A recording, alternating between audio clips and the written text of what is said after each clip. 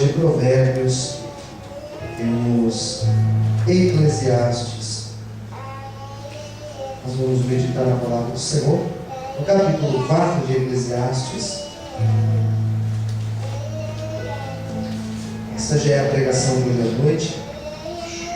Nós vamos falar sobre as dimensões do casamento dentro da perspectiva de Eclesiastes, capítulo de número 4. Graças a Deus. Vamos ler a partir do versículo de número 8. A palavra de Deus diz assim. Quem já encontrou, diga amém. Amém. Vamos lá então. Eclesiastes 4:8 diz assim: há um que é só e não tem segundo. Sim, ele não tem filho, nem irmã, e contudo, de todo o seu trabalho não há fim, nem aos seus olhos se fartam de riquezas. E não diz: para quem trabalho eu? Privando a minha alma do bem? Também isso é vaidade e enfadonha ocupação. Melhor é serem dois do que um, porque tem melhor paga do seu trabalho. Porque se um cair, o outro levanta o seu companheiro, mas ai do que estiver só.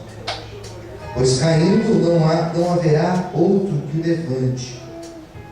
Também se dois dormirem juntos, eles se aquentarão. Mas um só, como se aquentará? Se alguém quiser prevalecer contra um, os dois lhe resistirão. E o cordão de 3 dobras não se quebra tão depressa. Todos dizem amém?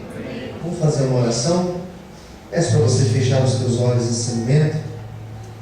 Senhor, Deus e Pai, fala, Senhor, através da Tua palavra, através de Teu Espírito Santo, das nossas vidas, desse encontro de casais. Venha abençoar a cada um dos Teus filhos, das Tuas filhas que vão ouvir a Tua palavra nesse momento, aqueles que agora estão acessando pela internet, ouvindo, os que vão depois acompanhar, ouvir, assistir o vídeo, ouvir essa palavra, que também sejam abençoados por Ti. Venha sobre nós, ó Senhor, nos abençoe, abra o nosso entendimento para que nós possamos compreender a Tua vontade. Em nome de Jesus, amém e graças a Deus. Vamos aplaudir ao Senhor Jesus nessa noite. Graças a Deus. Todos digam amém? Amém. Eclesiastes capítulo de número 4 é um texto judaico. É um texto que faz parte dos escritos de sabedoria do povo hebreu, do povo de Israel. Esse texto foi escrito numa época onde o povo de Israel estava recebendo uma carga muito grande de influência cultural de outras nações, principalmente recebendo a influência cultural do povo grego, aquilo que nós chamamos de cultura helenística.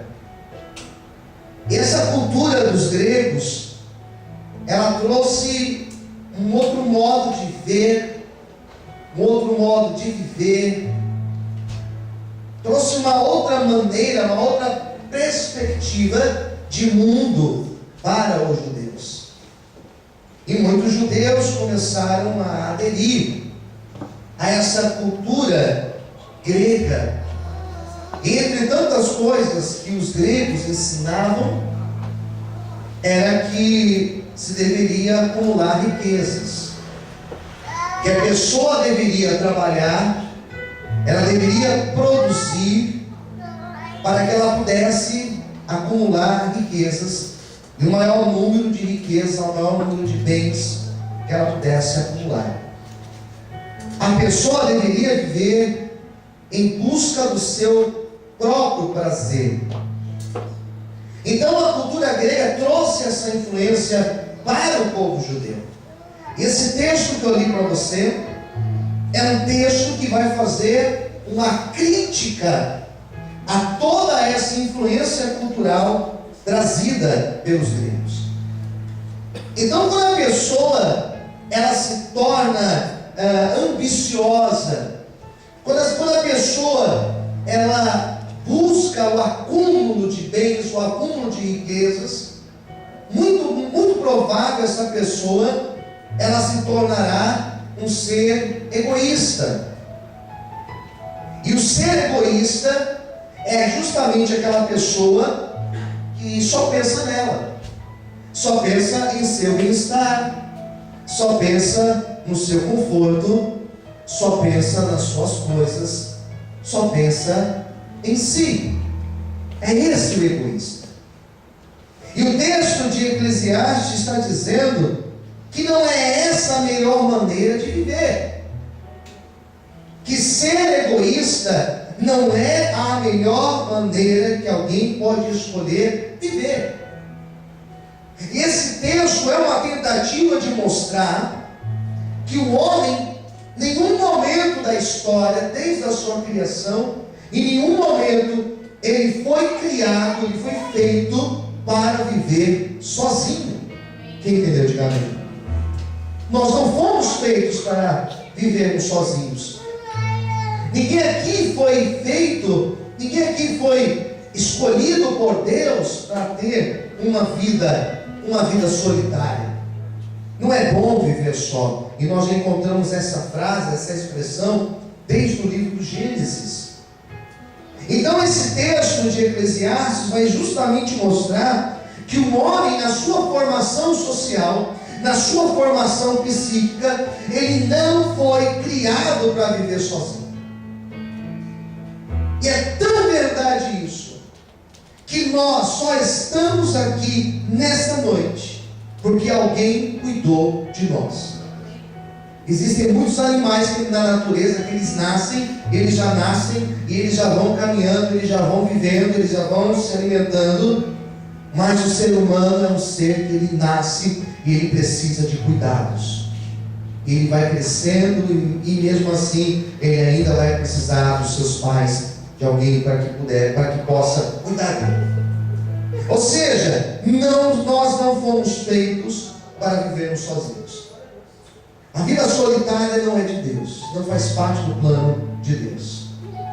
O egoísta é aquele que pensa em si só, e às vezes ele faz a opção de viver sozinho, porque sozinho ele não tem que repartir, sozinho ele não tem que se doar ou que se dar a alguém. Então ele fica no mundo dele, recluso no seu mundo. E geralmente são pessoas infelizes na vida. O texto de Eclesiastes 4 vai mostrar quais são as vantagens de nós não vivermos sozinhos.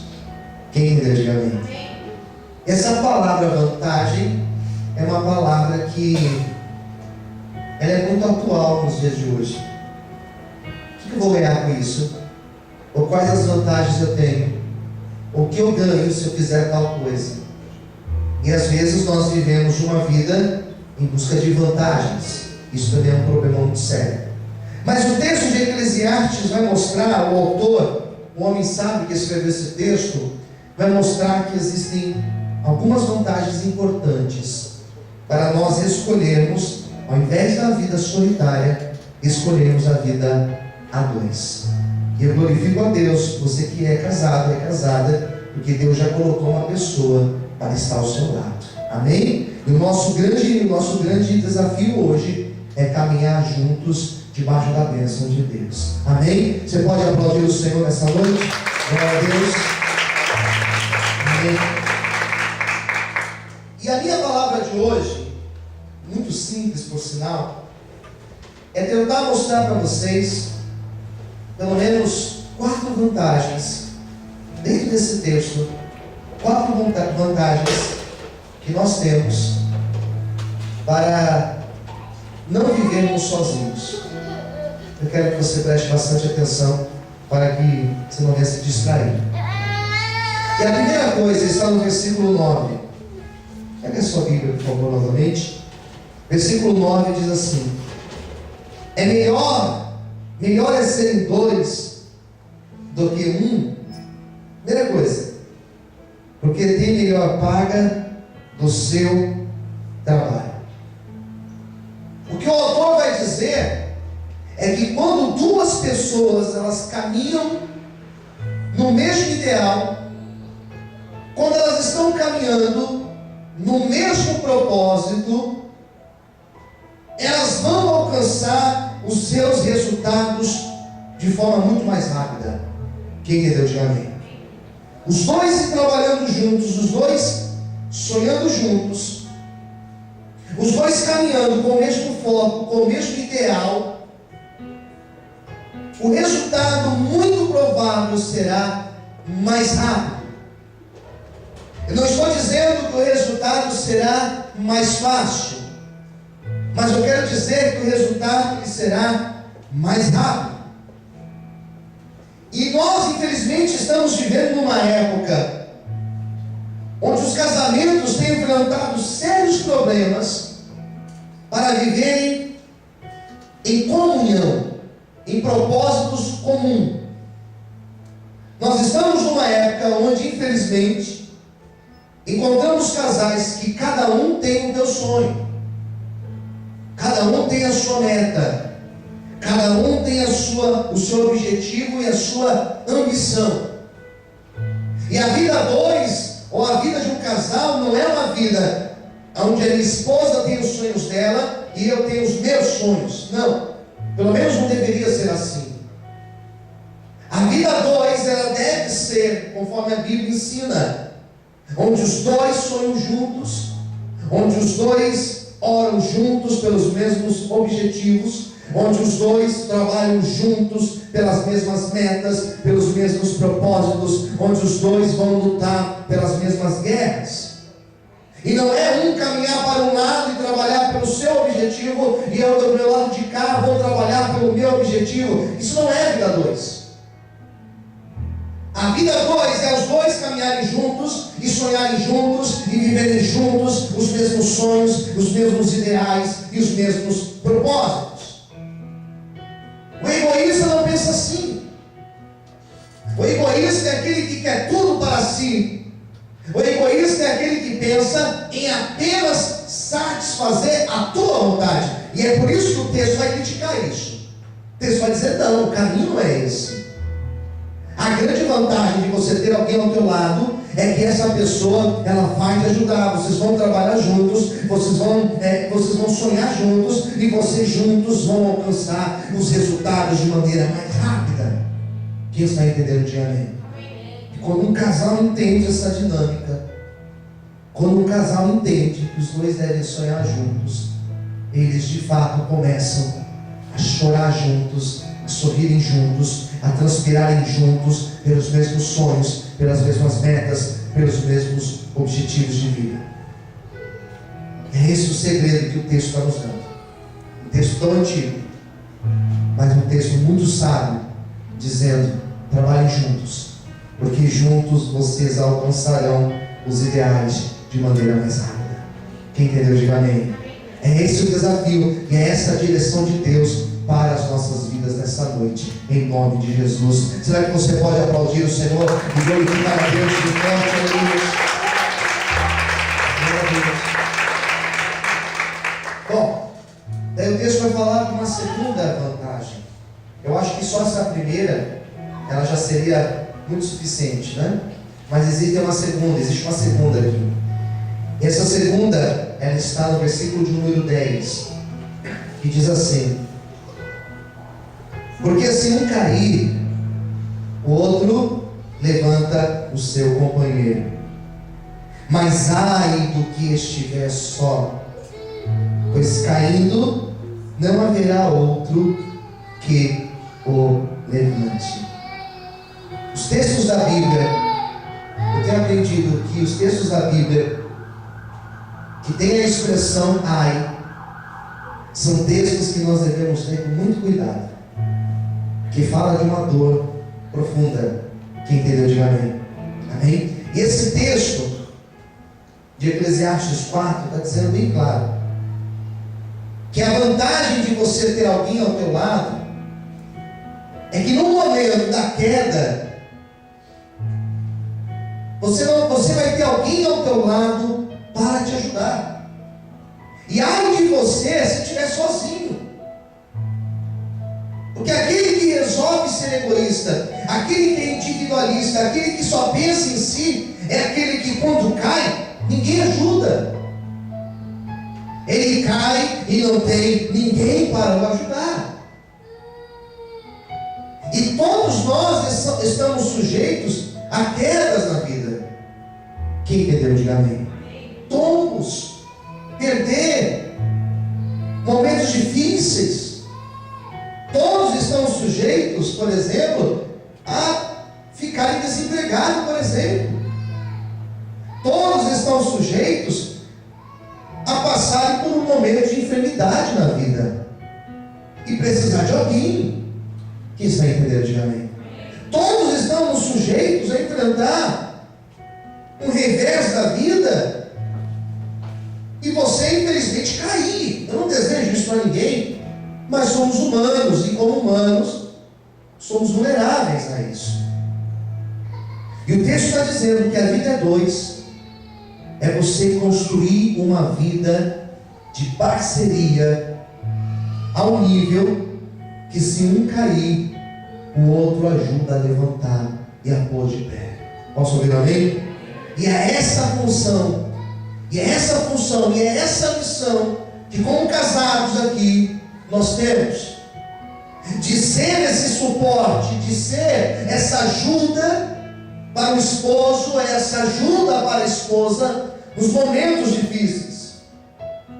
E quando os casamentos não encerram, quando os casamentos não chegam ao fim, quando vem a luta no casamento, quando os casais se separam, quando um fica desempregado e o padrão cai, aquela vida, aquele passeio que tinha, aquela rotina que tinha muda, então o casamento parece que vai embora. Um dos casais que eu conheço, que quando o vento soprou na casa, a casa não estava alicerçada na rocha, estava na areia, e a casa caiu. O texto está dizendo que nós devemos ser esse braço amigo, que quando o outro cair, que quando o outro tropeçar, que quando o outro se sentir fraco, nós estaremos ali no lado, segurando firme e forte na mão e dizendo: nós estamos juntos e nós vamos superar essa fase juntos e nós vamos vencer juntos em nome de Jesus. Amém? Quantos podem aplaudir e exaltar ao Senhor por isso? Amém, queridos? Amém? A grande vantagem aqui, então, é você ter alguém ao teu lado que te ajuda. É você ter alguém ao teu lado que na hora da crise não vai sair fora, mas estará com você ali, ó. Porque estar junto quando tudo está bem é fácil. Quem concorda, diga amém. Quando tem o emprego, quando tem a condição financeira, quando tem isso, quando tem de tudo, é fácil. Mas e quando vem a luta? E é nessa hora que nós devemos, em nome de Jesus, levantar o outro que está numa situação mais difícil. Por isso que o texto fala: ai daquele que estiver sozinho, porque na hora da crise ele não vai suportar sozinho. Posso ouvir um amém? Bom, tem mais ainda, hein? Vamos lá, a terceira. São 4. Existe uma terceira vantagem ainda, e ela está no versículo de número 11. E diz assim: também, se 2 dormirem juntos, eles se aquentarão, mas um só, como se aquentará? Então percebe que esse texto faz menção a, por exemplo, uma noite fria, quando alguém está com pouco agasalho, com pouca roupa, sente frio, nada melhor do que você ter alguém ao teu lado para te abraçar e te aquecer numa noite fria. Eu acho que não é bom brigar nunca, mas no frio, menos recomendado. Quem concorda com o pastor? Diga amém. No frio não tem essa de dormir cada um no canto, não. Dormir junto. Ali, ó. E é uma vantagem e tanto. Passar o frio, o inverno, com alguém do teu lado te aquecendo, é uma bênção. Posso ler amém? Amém. Uma bênção. Né? É bom demais. Esse texto fala do frio. E o frio na Bíblia, inverno na Bíblia, frio na Bíblia, representa período difícil. O verão representa a alegria, o calor, a intensidade. Mas o frio não. O frio é uma época difícil. E no frio, ou melhor, na época ou no momento difícil, é o momento que mais precisamos. Nós precisamos sempre, mas no momento que mais precisamos é no momento do frio. Que é você ter alguém ao teu lado para te aquecer. Quem entendeu? Diga amém. E esse frio, essa frieza, eu sempre quando ministro essa palavra, eu já ministrei em vários casamentos essa palavra, e encontro de casais, essa é a segunda vez que eu posso ministrar. Todas as vezes que me refiro a esse momento de frieza, eu sempre me volto a um momento de frieza espiritual que um casal pode enfrentar, ou que a esposa ou que o esposo pode enfrentar. Quem entendeu? Diga amém. Porque nós somos seres casados, uma só carne, mas ao se referir de vida com Deus, nós somos bem distintos. Eu tenho a minha vida com Deus, e a minha esposa, ela tem a vida dela com Deus. E é incrível que às vezes no casamento pode enfrentar momentos onde um dos cônjuges pode abalar a fé, passar por um momento de esfriamento espiritual, desânimo de orar, por exemplo, desânimo de buscar a Deus, alguma frustração na vida leva ao abatimento espiritual. Acontece isso. Acontece com frequência. E a função do esposo ou da esposa não é julgar o outro, não é apontar porque está no momento de fraqueza espiritual. É o momento de você aquecer o outro com a tua fé. Posso ouvir amém? É o momento de você abraçar o outro. É o momento de você orar com o outro e dizer: se você não consegue orar, eu vou orar por nós. Se você não consegue colocar os teus joelhos no chão e clamar, eu vou colocar os meus joelhos no chão e vou clamar a Deus. E eu conheço casais que a esposa foi uma mulher muito sábia, e com a sua oração ela conseguiu edificar a sua casa. Conheço casais que o homem, nos momentos difíceis, teve sabedoria, pôs os joelhos no chão e clamou a Deus, e conseguiram superar o inverno do casamento. Por isso, se hoje talvez o esposo ou a esposa esteja num momento não tão firme como já esteve, não tão cheio da virtude, da presença de Deus, como talvez já até teve um dia, não julgue, não aponte, mas em nome de Jesus, pela fé, clame, ore, busque a presença de Deus, fortaleça o teu casamento com a oração, com a busca de Deus, e eu tenho certeza que o Senhor te fará abençoado, te fará abençoada, fará o teu casamento ser um casamento bem sucedido, em nome de Jesus. Você pode aplaudir e glorificar o Senhor nessa noite. Amém, queridos? Amém? Como enfrentar a frieza espiritual do casamento? É enfrentando juntos. E nós vamos orar juntos. Se você não consegue, eu vou orar. E se você não, eu vou clamar. Se você não clama, eu clamo. E Deus vai manifestar a glória dele na minha casa. E a minha casa será edificada pelo Senhor. Posso ouvir um amém? Amém. Por isso que o texto fala: ai daquele que estiver sozinho. Quem vai orar por ele? Não vai ter ninguém. Bom, existe a quarta vantagem, para a gente encerrar. E talvez seja toda a sua importância, mas essa, por ser a última, eu acredito que ela tem uma importância muito especial. É o versículo 12, que diz assim: e se alguém quiser prevalecer contra um, os dois lhe, na minha Bíblia tem a seguinte expressão: resistirão. E o cordão de 3 dobras não se quebra tão depressa. Vamos ver o 12? Vamos ler em voz alta? Se alguém quiser prevalecer contra um, os dois lhe resistirão. E o cordão de 3 dobras não se quebra tão depressa. Então esse texto é que eu quero encerrar a minha reflexão de hoje. Esse texto vai dizer que se alguém lutar contra um, vai ter mais facilidade do que ter que enfrentar 2.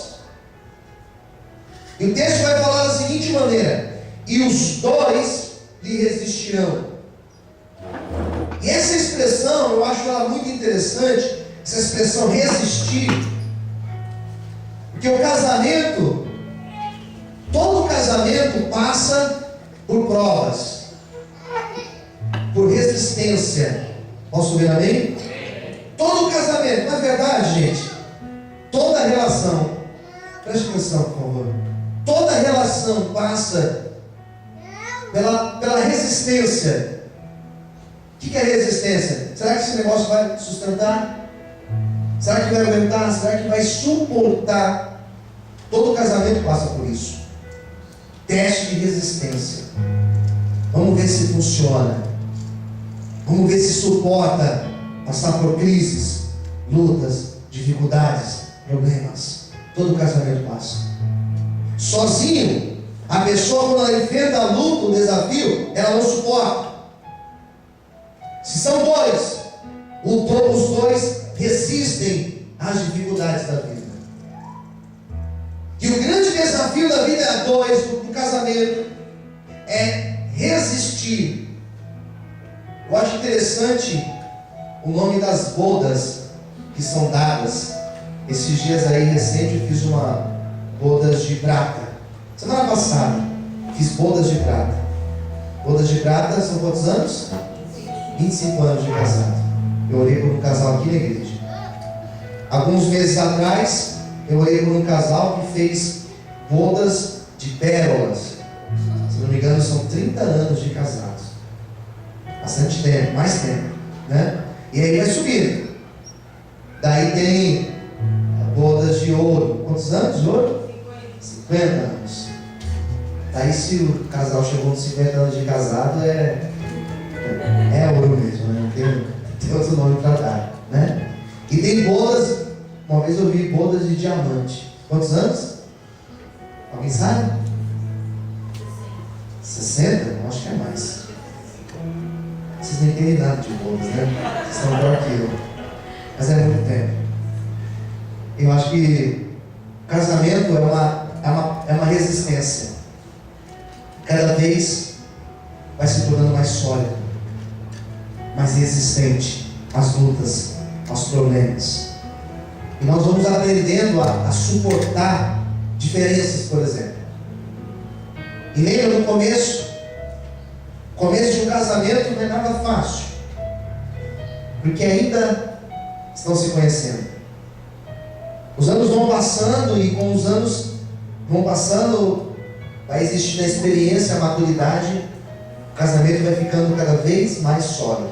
Por isso que cada vez vai recebendo o nome, as bodas vão recebendo de elementos mais firmes, mais duros, mais resistentes. Casamento é isso, é uma resistência. E nós devemos buscar essa resistência. Suportar. Por isso que tem um poema de Coríntios, que foi lido na abertura, que diz que o amor, ele suporta.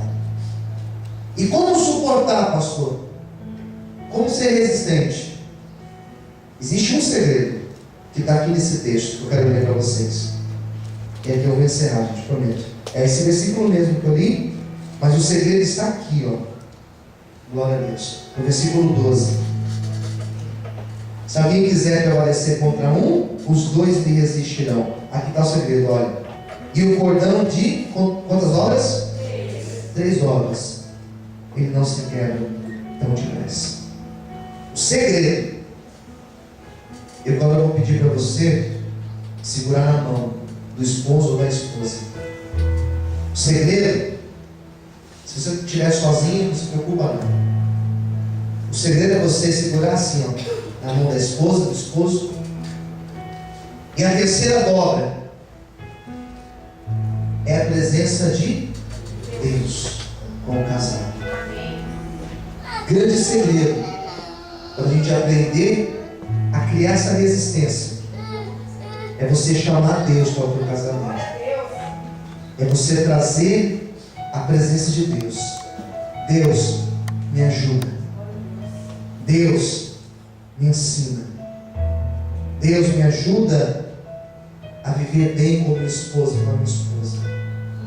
Eu conheço casais que conseguiram enfrentar crises sérias porque eles colocaram Deus no centro. Porque colocaram Deus na frente do casamento.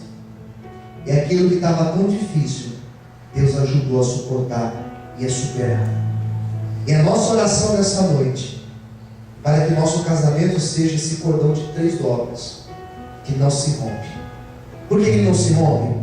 Porque aquilo que Deus une, o homem não pode separar. Nada, ninguém pode separar. E essa é a minha oração nessa noite. Para que nós possamos viver, não uma vida solitária, mas que nós possamos viver um casamento abençoado. Um casamento onde os dois trabalham juntos pelos mesmos objetivos. Um casamento onde os dois, um ajuda o outro no momento da queda. Um casamento onde um aquece o outro quando o outro está frio espiritualmente. E principalmente um casamento onde Deus é o centro desta união. Onde o amor é o centro desta união. Eu quero orar por vocês nessa noite. Amém? Convido você a ficar em pé nesse momento e fechar os seus olhos.